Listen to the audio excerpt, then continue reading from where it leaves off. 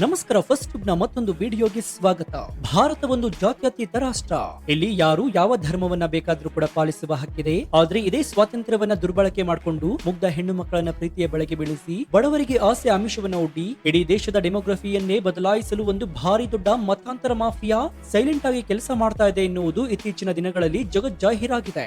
ಆದ್ರೆ ಈ ಕರಾಳ ಲವ್ ಜಿಹಾದ್ ಮತ್ತು ಅಕ್ರಮ ಮತಾಂತರದ ಷಡ್ಯಂತರವನ್ನ ಬೇರು ಸಹಿತ ಕಿತ್ತು ಹಾಕಲು ಭಾರತದ ಇಬ್ಬರು ಅತ್ಯಂತ ಖಡಕ್ ಮುಖ್ಯಮಂತ್ರಿಗಳು ರಣರಂಗಕ್ಕೆ ಇಳಿದಿದ್ದಾರೆ. ಹೌದು, ಉತ್ತರ ಪ್ರದೇಶದ ಸಿಎಂ ಬುಲ್ಡೋಸರ್ ಬಾಬಾ ಯೋಗಿ ಆದಿತ್ಯನಾಥ್ ಮತ್ತು ಅಸ್ಸಾಂನ ಫೈರ್ ಬ್ರ್ಯಾಂಡ್ ನಾಯಕ ಹಿಮಂತ ಬಿಶ್ವಾ ಶರ್ಮಾ ಈ ಮತಾಂತರ ಮಾಫಿಯಾದ ಎದೆಯಲ್ಲಿ ಅಕ್ಷರಶಃ ನಡುಕ ಹುಟ್ಟಿಸಿರುವಂತಹ ಕಠಿಣ ಕಾನೂನುಗಳನ್ನ ಜಾರಿಗೆ ತಂದಿದ್ದಾರೆ. ತಪ್ಪು ಮಾಡಿದ್ರೆ ಬರೀ ಜೈಲಲ್ಲ, ನೇರ ಜೀವಾವಧಿ ಶಿಕ್ಷೆ. ತಪ್ಪು ಮಾಡಿದವನ ಆಸ್ತಿಯನ್ನ ಜಪ್ತಿ ಮಾಡಿ ಸಂತ್ರಸ್ತರಿಗೆ ಕೊಡುವ ಈ ಹೊಸ ಕಾನೂನಿನ ಏಟಿಗೆ ಅಕ್ರಮ ಜಾಲ ನಡೆಸ್ತಾ ಇದ್ದ ದಂಧೆಕೋರರು ಬೆಚ್ಚಿ ಬಿದ್ದಿದ್ದಾರೆ. ಇದೇ ಯೋಗಿ ಮತ್ತು ಹಿಮಂತ ಮಾಡೆಲ್ ಇಡೀ ದೇಶಾದ್ಯಂತ ಜಾರಿಗೆ ತರಲು ಕೇಂದ್ರದ ನರೇಂದ್ರ ಮೋದಿ ಸರ್ಕಾರ ಭಾರಿ ದೊಡ್ಡ ಪ್ಲಾನ್ ಮಾಡ್ತಾ ಇದೆಯಾ ಎನ್ನುವಂತಹ ಚರ್ಚೆಗಳು ದೆಹಲಿಯಲ್ಲಿ ಬಿರುಗಾಳಿ ಎಬ್ಬಿಸಿದೆ. ಅಷ್ಟಕ್ಕೂ ಉತ್ತರ ಪ್ರದೇಶ ಮತ್ತು ಅಸ್ಸಾಂನಲ್ಲಿ ಜಾರಿಗೆ ಬಂದಿರುವಂತಹ ಈ ಕಠಿಣ ಕಾನೂನಿನ ಅಸಲಿ ತಾಕತ್ತು ಎಂಥದ್ದು? ಈ ಕಾನೂನು ಜಾರಿಯಾದ್ರೆ ತಕ್ಷಣ ಅಸದುದ್ದೀನ್ ಓವೈಸಿ ಮತ್ತು ವಿರೋಧ ಪಕ್ಷದ ನಾಯಕರಿಗೆ ಎಲ್ಲಿಲ್ಲದ ಭಯ ಶುರುವಾಗಿದ್ಯಾಕೆ? ಮತಾಂತರ ಮಾಫಿಯಾಗೆ ವಿದೇಶದಿಂದ ಬರ್ತಿದ್ದ ಸಾವಿರಾರು ಕೋಟಿ ಫಂಡಿಂಗ್ ಕಥೆ ಏನಾಯ್ತು? ಬನ್ನಿ ಇವತ್ತಿನ ಈ ಡೀಟೇಲ್ಡ್ ವಿಡಿಯೋದಲ್ಲಿ ದೇಶದ ಭದ್ರತೆ ಮತ್ತು ಸಂಸ್ಕೃತಿಯನ್ನ ಕಾಪಾಡುವ ಈ ಐತಿಹಾಸಿಕ ಕಾನೂನು ಸಮರದ ಪ್ರತಿಯೊಂದು ಗುಟ್ಟನ್ನ ಎಳೆಯಾಗಿ ಬಿಟ್ಟಿಡೋಣ. ಈ ಮಾಹಿತಿನ ಪ್ರತಿಯೊಬ್ಬ ಸ್ವಾಭಿಮಾನಿ ಭಾರತೀಯನು ತಿಳಿದುಕೊಳ್ಳಬೇಕು. ಹೀಗಾಗಿ ವಿಡಿಯೋವನ್ನ ಎಲ್ಲೂ ಸ್ಕಿಪ್ ಮಾಡದೆ ಕೊನೆವರೆಗೂ ನೋಡಿ. ಸೊ ವಿಡಿಯೋವನ್ನ ಶುರು ಮಾಡೋಣ. ಆದ್ರೆ ಅದಕ್ಕೂ ಮುನ್ನ ಉತ್ತರ ಪ್ರದೇಶದ ಸಿಎಂ ಯೋಗಿ ಆದಿತ್ಯನಾಥ್ ಯುಪಿಯಲ್ಲಿ ತಂದಿರುವಂತಹ ಈ ಲವ್ ಜಿಹಾದ್ ಮತ್ತು ಮತಾಂತರ ಮಾಫಿಯಾದ ಕಠಿಣ ಕಾನೂನು ಇಡೀ ದೇಶಾದ್ಯಂತ ಜಾರಿಗೆ ತರಬೇಕು ಅಂತ ನಿಮ್ಗನ್ಸಿದ್ರೆ ಎಸ್ ಅಂತ ಕಮೆಂಟ್ ಮಾಡಿ ಹಾಗೂ ವಿಡಿಯೋಗೆ ಲೈಕ್ ಕೊಡಿ. ಸ್ನೇಹಿತರೆ, ಈ ಕಠಿಣ ಕಾನೂನುಗಳ ಬಗ್ಗೆ ಮಾತನಾಡುವ ಮುನ್ನ ನಾವು ಈ ಮತಾಂತರ ಮಾಫಿಯಾ ಹೇಗೆ ಕೆಲಸ ಮಾಡುತ್ತೆ ಅನ್ನೋದನ್ನ ಅರ್ಥ ಮಾಡ್ಕೊಳ್ಬೇಕಾಗುತ್ತೆ. ಸಾಮಾನ್ಯವಾಗಿ ಎರಡು ಬೇರೆ ಧರ್ಮದ ಯುವಕ ಯುವತಿ ಪ್ರೀತಿಸಿ ಮದುವೆಯಾದ್ರೆ ಅದು ಅವರ ವೈಯಕ್ತಿಕ ವಿಚಾರ. ಆದ್ರೆ ಲವ್ ಜಿಹಾದ್ ಎನ್ನುವುದು ಪ್ರೀತಿಯಲ್ಲ, ಇದೊಂದು ಪಕ್ಕಾ ಪ್ಲಾನಿಂಗ್ ಇರುವಂತಹ ಕೋಟ್ಯಾಂತರ ರೂಪಾಯಿ ಫಂಡಿಂಗ್ ಇರುವಂತಹ ಕರಾಳ ಷಡ್ಯಂತ್ರ. ಹೆಸರು ಬದಲಾಯಿಸಿಕೊಂಡು ಹಿಂದೂ ಹುಡುಗನಂತೆ ನಟಿಸಿ ಕೈಗೆ ದಾರ ಕಟ್ಕೊಂಡು ಹಣೆ ಮೇಲೆ ತಿಲಕವನ್ನ ಇಟ್ಕೊಂಡು ಮುಗ್ಧ ಹಿಂದೂ ಹೆಣ್ಣು ಮಕ್ಕಳನ್ನ ಪ್ರೀತಿಯ ಬಲೆಗೆ ಬೀಳಿಸಿಕೊಳ್ಳೋದು, ಆನಂತರ ಬ್ಲಾಕ್ ಮೇಲ್ ಮಾಡಿ ಮತಾಂತರ ಮಾಡೋದು. ಒಂದ್ ವೇಳೆ ಈ ಹೆಣ್ಣು ಮಕ್ಕಳು ವಿರೋಧಿಸಿದ್ರೆ ಆಕೆಯ ಬದುಕನ್ನೇ ನರಕ ಮಾಡಿ ಆಕೆಯನ್ನ ಭೀಕರವಾಗಿ ಅಂತ್ಯಗೊಳಿಸಿದ ಎಷ್ಟು ಉದಾಹರಣೆಗಳನ್ನ ನಾವು ಟಿವಿ ನ್ಯೂಸ್ ಗಳಲ್ಲಿ ನೋಡಿರ್ತೀವಿ. ಇನ್ನೊಂದು ಕಡೆ ಹಳ್ಳಿಗಳಲ್ಲಿರುವಂತಹ ಬಡವರು ಅನಾರೋಗ್ಯದಿಂದ ಬಳಲ್ತಾ ಇರುವಂತಹ ಮುಗ್ಧ ಜನರಿಗೆ ದುಡ್ಡಿನ ಆಮಿಷವನ್ನು ಒಡ್ಡಿ ಕಾಯಿಲೆ ವಾಸಿ ಮಾಡ್ತೀವಿ ಅಂತ ಸುಳ್ಳು ಹೇಳಿ ಇಡೀ ಹಳ್ಳಿಯನ್ನೇ ಅಕ್ರಮವಾಗಿ ಮತಾಂತರ ಮಾಡುವ ದಂಧೆ ಉತ್ತರ ಪ್ರದೇಶ, ಜಾರ್ಖಂಡ್ ಮತ್ತು ಅಸ್ಸಾಂನಂತಹ ರಾಜ್ಯಗಳಲ್ಲಿ ಮಿತಿಮೀರಿತ್ತು. ಇವರಿಗೆ ಗಲ್ಫ್ ರಾಷ್ಟ್ರಗಳಿಂದ ಹವಾಲಾ ಮೂಲಕ ಸಾವಿರಾರು ಕೋಟಿ ರೂಪಾಯಿ ಫಂಡಿಂಗ್ ಬರ್ತಾ ಇತ್ತು. ಈ ಷಡ್ಯಂತ್ರದ ಅಂತಿಮ ಗುರಿ ಭಾರತದ ಜನಸಂಖ್ಯಾ ಪ್ರಮಾಣವನ್ನ ಸಂಪೂರ್ಣವಾಗಿ ಬದಲಾಯಿಸಿ ಸನಾತನ ಧರ್ಮದ ಅಸ್ತಿತ್ವವನ್ನೇ ಅಲುಗಾಡಿಸುವುದಾಗಿತ್ತು. ಈ ಕರಾಳ ಷಡ್ಯಂತ್ರವನ್ನ ಬಹಳ ಹತ್ತಿರದಿಂದ ಗಮನಿಸ್ತಾ ಇದ್ದಂತಹ ಉತ್ತರ ಪ್ರದೇಶದ ಮುಖ್ಯಮಂತ್ರಿ ಯೋಗಿ ಆದಿತ್ಯನಾಥ್ ಈ ಮಾಫಿಯಾಗೆ ಶಾಶ್ವತವಾಗಿ ಬ್ರೇಕ್ ಹಾಕಲು ನಿರ್ಧಾರ ಮಾಡ್ತಾರೆ. ಮಾತು ಕೇಳದಿದ್ರೆ ಕಾನೂನಿನ ಭಾಷೆಯಲ್ಲಿ ಉತ್ತರ ಕೊಡ್ತೀನಿ ಅಂತ ಗುಡುಗಿದಂತಹ ಯೋಗಿ ಸರ್ಕಾರ ಯುಪಿ ವಿಧಾನಸಭೆಯಲ್ಲಿ ಉತ್ತರ ಪ್ರದೇಶ ಅಕ್ರಮ ಮತಾಂತರ ನಿಷೇಧ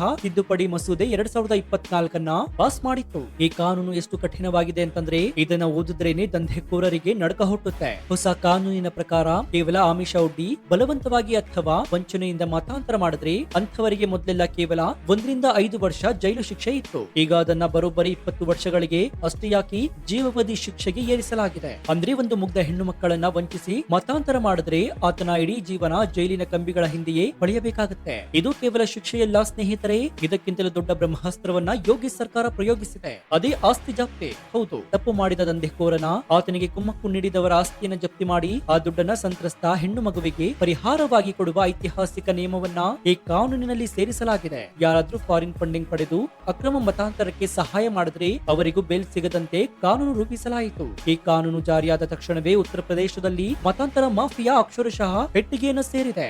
ಉತ್ತರ ಪ್ರದೇಶದಲ್ಲಿ ಯೋಗಿ ಆದಿತ್ಯನಾಥ್ ಈ ಕಠಿಣ ಹೆಜ್ಜೆ ಇಡ್ತಾ ಇದ್ದಂತೆಯೇ ಇತ್ತ ಪೂರ್ವ ಭಾರತದಲ್ಲಿ ಅಸ್ಸಾಂನ ಮುಖ್ಯಮಂತ್ರಿ ಹಿಮಂತ ಬಿಶ್ವಾ ಶರ್ಮಾ ಮತ್ತೊಂದು ಸಿಡಿಲನ್ನು ಬಡಿದಿದ್ದಾರೆ. ಅಸ್ಸಾಂ ಅನ್ನೋದು ಬಹಳ ಸೂಕ್ಷ್ಮವಾದಂತಹ ಗಡಿ ಪ್ರದೇಶ. ಬಾಂಗ್ಲಾದೇಶದಿಂದ ನುಸುಳುವಂತಹ ಅಕ್ರಮ ವಲಸಿಗರಿಂದ ಅಸ್ಸಾಂನ ಮೂಲ ನಿವಾಸಿಗಳ ಅಸ್ತಿತ್ವವೇ ಅಪಾಯದಲ್ಲಿದೆ. ಅಲ್ಲಿ ಅಕ್ರಮ ವಲಸಿಗರು ಅಸ್ಸಾಂನ ಆದಿವಾಸಿ ಹೆಣ್ಣು ಮಕ್ಕಳನ್ನ ಲವ್ ಜಿಹಾದ್ ಬಲೆಗೆ ಬೀಳಿಸಿ ಭೂಮಿಯನ್ನು ಕಬಳಿಸ್ತಾ ಇರುವ ಷಡ್ಯಂತ್ರವನ್ನ ಹಿಮಂತ ಬಿಶ್ವಾ ಶರ್ಮಾ ಬಯಲಿಗೆಳೆದಿದ್ದಾರೆ. ಅಸ್ಸಾಂನ ಮಣ್ಣು, ಸಂಸ್ಕೃತಿ ಮತ್ತು ನಮ್ಮ ಹೆಣ್ಣು ಮಕ್ಕಳ ರಕ್ಷಣೆಗಾಗಿ ನಾನು ಯಾವುದೇ ಹಂತಕ್ಕಾದ್ರೂ ಹೋಗ್ತೀನಿ ಅಂತ ಘರ್ಜಿಸಿದ ಹಿಮಂತ ಬಿಶ್ವ ಶರ್ಮಾ ಅಸ್ಸಾಂನಲ್ಲೂ ಕೂಡ ಅಕ್ರಮ ಮತಾಂತರ ಮತ್ತು ಲವ್ ಜಿಹಾದ್ ವಿರುದ್ಧ ಯುಪಿಯ ಮಾದರಿಯಲ್ಲಿಯೇ ಅತ್ಯಂತ ಕಠಿಣ ಮಸೂದೆಯನ್ನ ಮಂಡಿಸಿದ್ದಾರೆ. ಅಸ್ಸಾಂನ ಕಾನೂನಿನಲ್ಲಿ ಒಂದು ಸ್ಪೆಷಲ್ ಪಾಯಿಂಟ್ ಇದೆ. ಮದುವೆಯಾಗುವ ಉದ್ದೇಶದಿಂದಲೇ ಯಾರಾದ್ರೂ ತಮ್ಮ ಧರ್ಮ, ಹೆಸರು, ಆದಾಯ ಮತ್ತು ಉದ್ಯೋಗವನ್ನ ಮುಚ್ಚಿಟ್ಕೊಂಡು ವಂಚಿಸ್ತಾ ಇದ್ರೆ ಅದನ್ನೇ ಒಂದು ದೊಡ್ಡ ಕ್ರಿಮಿನಲ್ ಅಪರಾಧ ಅಂತ ಪರಿಗಣಿಸಲಾಗುತ್ತೆ. ಇದರ ಜೊತೆಗೆ ಅಕ್ರಮವಾಗಿ ಭೂಮಿ ಖರೀದಿಸುವುದನ್ನ ತಡೆಯಲು ಎರಡು ಬೇರೆ ಬೇರೆ ಸಮುದಾಯಗಳ ನಡುವೆ ಭೂಮಿ ಮಾರಾಟ ಮಾಡಬೇಕಾದ್ರೂ ಕೂಡ ಮುಖ್ಯಮಂತ್ರಿಯವರ ಅನುಮತಿ ಕಡ್ಡಾಯ ಎನ್ನುವ ರೂಲ್ಸ್ ತರಲು ಅಸ್ಸಾಂ ಸರ್ಕಾರ ಮುಂದಾಗಿದೆ. ಇದು ಅಸ್ಸಾಂನ ಸನಾತನ ಸಂಸ್ಕೃತಿಯನ್ನ ಉಳಿಸುವ ಭಾರಿ ದೊಡ್ಡ ಮಸ್ಟ್ ಸ್ಟ್ರೋಕ್ ಆಗಿದೆ. ಸ್ನೇಹಿತರೆ, ಈ ಕರಾಳ ಜಾಲ ಕೇವಲ ಯುಪಿ ಮತ್ತು ಅಸ್ಸಾಂಗೆ ಸೀಮಿತವಾಗಿಲ್ಲ. ಕೇರಳ, ಕರ್ನಾಟಕ, ಮಹಾರಾಷ್ಟ್ರ ಸೇರಿದಂತೆ ಇಡೀ ದೇಶದಲ್ಲಿ ಮತಾಂತರ ಮಾಫಿಯಾ ತನ್ನ ಜಾಲವನ್ನ ವಿಸ್ತರಿಸಿದೆ. ಇದಕ್ಕಾಗಿ ಈಗ ದೆಹಲಿಯ ರಾಜಕೀಯ ಪಡಸಾಲೆಯಲ್ಲಿ ಒಂದು ಭಾರಿ ದೊಡ್ಡ ಚರ್ಚೆ ಕೂಡ ಶುರುವಾಗಿದೆ. ಪ್ರಧಾನಿ ನರೇಂದ್ರ ಮೋದಿ ಮತ್ತು ಗೃಹ ಸಚಿವ ಅಮಿತ್ ಶಾ ಅವರು ಇದೇ ಯೋಗಿ ಮತ್ತು ಹಿಮಂತ ಮಾಡೆಲ್ ಅನ್ನ ಆಧಾರವಾಗಿಟ್ಟುಕೊಂಡು ಇಡೀ ದೇಶಾದ್ಯಂತ ಅನ್ವಯವಾಗುವಂತೆ ಒಂದು ಕೇಂದ್ರೀಯ ಅಕ್ರಮ ಮತಾಂತರ ನಿಷೇಧ ಕಾಯ್ದೆಯನ್ನ ತರುವ ಬಗ್ಗೆ ಗಂಭೀರ ಚಿಂತನೆ ನಡೆಸ್ತಾ ಇದ್ದಾರೆ ಎನ್ನಲಾಗ್ತಾ ಇದೆ. ಸಂವಿಧಾನದಲ್ಲಿ ಧಾರ್ಮಿಕ ಸ್ವಾತಂತ್ರ್ಯವಿದೆ, ಆದ್ರೆ ವಂಚನೆಯಿಂದ ಬಲವಂತದಿಂದ ಮತಾಂತರ ಮಾಡುವ ಹಕ್ಕು ಯಾರಿಗೂ ಇಲ್ಲ ಅಂತ ಸುಪ್ರೀಂ ಕೋರ್ಟ್ ಹಲವು ಬಾರಿ ಸ್ಪಷ್ಟಪಡಿಸಿದೆ. ಹೀಗಿರುವಾಗ ಮುಂದಿನ ದಿನಗಳಲ್ಲಿ ಮೋದಿ ಸರ್ಕಾರ ಸಂಸತ್ನಲ್ಲಿ ಈ ಬಿಲ್ ಮಂಡಿಸಿದ್ರೆ ಅದು ದೇಶದ ಭದ್ರತೆಯ ದೃಷ್ಟಿಯಿಂದ ಒಂದು ಐತಿಹಾಸಿಕ ನಿರ್ಧಾರವಾಗುತ್ತೆ. ಇದು ಕೇವಲ ಒಂದು ಧರ್ಮದ ವಿರುದ್ಧದ ಕಾನೂನಲ್ಲ, ಬದಲಾಗಿ ಭಾರತದ ಮುಗ್ಧ ಹೆಣ್ಣು ಮಕ್ಕಳ ಭವಿಷ್ಯವನ್ನ ಕಾಪಾಡುವ ರಕ್ಷಾ ಕವಚವಾಗಿದೆ. ಯಾವಾಗ ಯುಪಿ ಮತ್ತು ಅಸ್ಸಾಂನಲ್ಲಿ ಕಾನೂನುಗಳು ಜಾರಿಯಾದವು, ಎಐಎಂಐಎಂ ನಾಯಕ ಅಸಾದುದ್ದೀನ್ ಓವೈಸಿ ಮತ್ತು ಕಾಂಗ್ರೆಸ್ ಸಮಾಜವಾದಿ ಪಕ್ಷ ನಾಯಕರಿಗೆ ಎಲ್ಲಿಲ್ಲದ ನಡಕ ಶುರುವಾಯಿತು. ತಕ್ಷಣವೇ ಮೈಕ್ ಹಿಡಿದು ಟಿವಿ ಮುಂದೆ ಬಂದ ಓವೈಸಿ, ಈ ಕಾನೂನುಗಳು ಸಂವಿಧಾನ ವಿರೋಧಿ. ಯೋಗಿ ಮತ್ತು ಹಿಮಂತ ಬಿಶ್ವ ಶರ್ಮಾ ಅವರ ಸರ್ಕಾರಗಳು ಕೇವಲ ಮುಸ್ಲಿಮರನ್ನ ಟಾರ್ಗೆಟ್ ಮಾಡ್ತಾ ಇದ್ದಾರೆ. ಇದು ನಮ್ಮ ವೈಯಕ್ತಿಕ ಹಕ್ಕುಗಳ ಮೇಲಿನ ದಬ್ಬಾಳಿಕೆ ಅಂತ ಎಮೋಷನಲ್ ಡ್ರಾಮಾವನ್ನ ಶುರು ಮಾಡಿದ್ರು. ಆದ್ರೆ ಇದಕ್ಕೆ ಸಾರ್ವಜನಿಕರೇ ಸರಿಯಾದ ತಿರುಗೇಟನ್ನು ಕೊಟ್ಟಿದ್ದಾರೆ. ನಿಮ್ಮ ಉದ್ದೇಶ ಒಳ್ಳೆಯದಾಗಿದ್ದರೆ, ನೀವು ನಿಜವಾಗಿಯೂ ಕೂಡ ಪ್ರೀತಿಸುವುದೇ ಆದ್ರೆ ನಿಮ್ಮ ಅಸಲಿ ಹೆಸರನ್ನ ಮುಚ್ಚಿಡೋದ್ಯಾಕೆ? ನಕಲಿ ಐಡಿ ಕಾರ್ಡ್ ಇಟ್ಕೊಂಡು ಹಿಂದೂ ಹುಡುಗಿಯರನ್ನ ವಂಚಿಸೋದ್ಯಾಕೆ? ನಿಮ್ಮ ಧರ್ಮದ ಹುಡುಗಿಯರನ್ನೇ ಮದುವೆಯಾಗಲು ನಿಮ್ಗೆ ಯಾರು ತಡಿತಾ ಇದ್ದಾರೆ ಅಂತ ಜನ ನೇರವಾಗಿ ಪ್ರಶ್ನೆ ಮಾಡ್ತಾ ಇದ್ದಾರೆ. ವೋಟ್ ಬ್ಯಾಂಕ್ ರಾಜಕಾರಣಕ್ಕಾಗಿ ಮತಾಂತರ ಮಾಫಿಯಾನ ಬೆಂಬಲಿಸುವ ನಾಯಕರ ಅಸಲಿ ಮುಖವಾಡ ಈಗ ಕಳಚಿ ಬಿದ್ದಿದೆ. ಒಟ್ಟಾರೆಯಾಗಿ ಹೇಳೋದಾದ್ರೆ ಭಾರತ ಸಾವಿರಾರು ವರ್ಷಗಳ ಇತಿಹಾಸವಿರುವ ಸನಾತನ ಭೂಮಿ. ಈ ಮಣ್ಣಿನ ಸಂಸ್ಕೃತಿಯನ್ನ, ಡೆಮೋಗ್ರಫಿಯನ್ನ ಬದಲಾಯಿಸಲು ಎಷ್ಟೇ ವಿದೇಶಿ ಶಕ್ತಿಗಳು ಫಂಡಿಂಗ್ ಮಾಡಿದ್ರು ಕೂಡ ಯೋಗಿ ಆದಿತ್ಯನಾಥ್ ಮತ್ತು ಹಿಮಂತ ಬಿಶ್ವ ಶರ್ಮಾ ಅವರ ಅಂತಹ ಖಡಕ್ ನಾಯಕರು ಈ ಭಾರತದಲ್ಲಿ ಇರುವವರೆಗೆ ಈ ಷಡ್ಯಂತ್ರಗಳು ಎಂದಿಗೂ ಯಶಸ್ವಿಯಾಗೋದಿಲ್ಲ ಎನ್ನುವುದು ಸಾಬೀತಾಗಿದೆ. ಜೀವಾವಧಿ ಶಿಕ್ಷೆ ಮತ್ತು ಆಸ್ತಿ ಜಪ್ತಿಯಂತಹ ಈ ಬ್ರಹ್ಮಾಸ್ತ್ರಗಳು ಮತಾಂತರ ಮಾಫಿಯಾ ಕೋರರ ಬೆನ್ನೆಲುಬನ್ನೇ ಮುಡುತ್ತಿದೆ. ಸೊ ನಿಮ್ಗೇನನ್ಸುತ್ತೆ? ಉತ್ತರ ಪ್ರದೇಶದಲ್ಲಿ ಯೋಗಿ ಆದಿತ್ಯನಾಥ್ ಅವರು ಲವ್ ಜಿಹಾದ್ ಮತ್ತು ಅಕ್ರಮ ಮತಾಂತರಕ್ಕೆ ಜೀವಾವಧಿ ಶಿಕ್ಷೆ ಮತ್ತು ಆಸ್ತಿ ಜಪ್ತಿಯಂತಹ ಕಠಿಣ ಕಾನೂನು ತಂದಿರುವುದು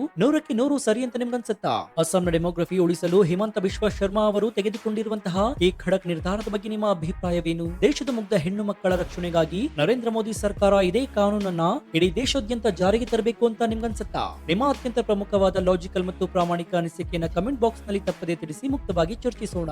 ಸನಾತನ ಧರ್ಮದ ರಕ್ಷಣೆ ಮತ್ತು ಮತಾಂತರ ಮಾಫಿಯಾದ ವಿರುದ್ಧದ ಈ ಐತಿಹಾಸಿಕ ಕಾನೂನಿನ ಸ್ಫೋಟಕ ರಿಪೋರ್ಟ್ ಪ್ರತಿಯೊಬ್ಬ ಭಾರತೀಯನಿಗೂ ತಲುಪುವಂತೆ ಹೆಮ್ಮೆಯಿಂದ ವಿಡಿಯೋವನ್ನ ನಿಮ್ಮ ವಾಟ್ಸ್ಆಪ್, ಫೇಸ್ಬುಕ್ ಗ್ರೂಪ್ಗಳಲ್ಲಿ ಮರೆಯದೆ ಶೇರ್ ಮಾಡಿ. ಇದೇ ರೀತಿ ರಾಷ್ಟ್ರೀಯ ಭದ್ರತೆ, ಜಾಗತಿಕ ವಿದ್ಯಮಾನಗಳು, ರಾಜಕೀಯ ನಿಷ್ಪಕ್ಷಪಾತ ತ್ವರಿತ ಮತ್ತು ಅತ್ಯಂತ ಡೀಟೇಲ್ಡ್ ಆದ ರಿಪೋರ್ಟ್ಗಳಿಗಾಗಿ ನಿಮ್ಮ ನೆಚ್ಚಿನ ಫಸ್ಟ್ ಟ್ಯೂಬ್ ಯೂಟ್ಯೂಬ್ ಚಾನೆಲ್ ಅನ್ನು ಈಗಲೇ ಸಬ್ಸ್ಕ್ರೈಬ್ ಮಾಡಿಕೊಂಡು ಪಕ್ಕದಲ್ಲಿರುವಂತಹ ಬೆಲ್ ಐಕಾನ್ ಅನ್ನು ಪ್ರೆಸ್ ಮಾಡಿ. ಇದರಿಂದ ನಾವು ಹಾಕುವ ಹೊಸ ವಿಡಿಯೋಗಳ ನೋಟಿಫಿಕೇಶನ್ ಮೊದಲು ನಿಮಗೆ ಸಿಗುತ್ತೆ. ಮತ್ತೊಂದು ಸ್ಫೋಟಕ ಜಾಗೃತಿ ಮೂಡಿಸುವ ಮತ್ತು ಹೆಮ್ಮೆಯ ವಿಡಿಯೋದೊಂದಿಗೆ ನಿಮ್ಮನ್ನ ಭೇಟಿಯಾಗ್ತೀನಿ. ಅಲ್ಲಿಯವರೆಗೂ ಎಚ್ಚರದಿಂದ ಇರಿ, ದೇಶದ ಆಗು ಹೋಗುಗಳನ್ನ ಗಮನಿಸ್ತಾನೆ ಇರಿ. ಇದಾಗಿತ್ತು ಈ ಕ್ಷಣದ ವಿಶೇಷ. ನೋಡ್ತಾ ಇರಿ ಫಸ್ಟ್ ಟ್ಯೂಬ್ ಕನ್ನಡ. ಧನ್ಯವಾದ.